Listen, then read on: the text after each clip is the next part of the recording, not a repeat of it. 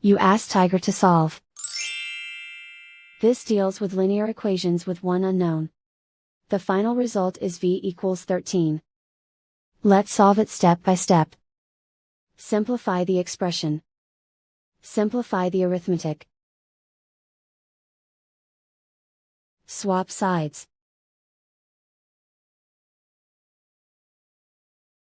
Group all constants on the right side of the equation. Add 17 to both sides.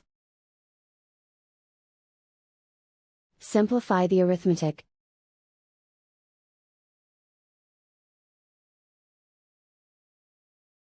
Isolate the v. Divide both sides by -5. Cancel out the negatives. Simplify the fraction. Cancel out the negatives. Find the greatest common factor of the numerator and denominator. Factor out and cancel the greatest common factor. And so the final result is v equals 13.